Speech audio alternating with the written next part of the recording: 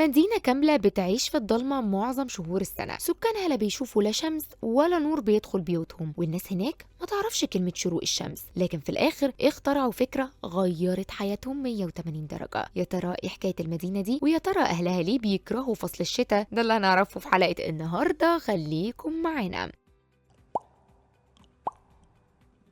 مدينة مغضوب عليها، مش بتشوف الشمس لمدة بتوصل لنص السنة حرفيا. المدينة دي اسمها راكوغان، موجودة في النرويج أو زي ما بيقولوا عليها ريوكان. المدينة محاطة بتلال عالية من كل ناحية، مش جبال شاهقة، بس التلال دي كانت كفاية إنها تحجب الشمس عن سكان المدينة من سبتمبر لحد مارس، يعني حوالي 4 شهور كاملة، وكل ده بيحصل في عز الشتاء. تخيل معايا كده إن 3500 شخص عايشين هناك من غير ما يشوفوا الشمس، لا نور بيدخل بيوتهم، والشوارع طول الوقت بيحسوا ببرد فيها رهيب. الناس في الاول حاولوا يتاقلموا مع وضع المدينه دي، لكن مع مرور السنين اتضح ان غياب الشمس مأثر على حياتهم وصحتهم النفسيه. تخيل تبقى قاعد في عز التلج والبرد، والنور الصناعي هو وسيلتك الوحيده عشان تحس انك عايش. مدينه ريو كانت اسست في بدايه القرن العشرين ما بين 1905 و 1916، بعد بقى ما الصناعي النرويجي الكبير سام اد قدر انه يحول المدينه دي لواحده من اشهر المدن الصناعيه في اوروبا. ومش بس كده، ده كمان بنى محطه كهربائيه هناك. الراجل ده كان شايف مستقبل ضخم للبلد دي، وفعلا العمال ابتدوا يتوافدوا عليها. وفي سنة 1900 كانوا حوالي 300 شخص، وبعد 13 سنة بقوا 10,000 نسمة عايشين هناك. لكن بعد فترة بدأوا ياخدوا بالهم بقى من قصة الشمس دي. العمال نفسهم لاحظوا انهم مش بيشوفوا الشمس او نور ربنا الطبيعي، خلاص هو مش موجود. معظمهم دخل في مود مش حلو، وحس انه ما عندوش طاقة، وما كانوش فاهمين ايه اللي بيحصل لهم. لكن واضح ان تأثير غياب الشمس عليهم كان كبير. ومن هنا جات لهم اكتر فكرة مجنونة، وهي انهم ليه ما يوفروش شمس بديلة ليهم. الفكرة تبان مش طبيعية فعلا،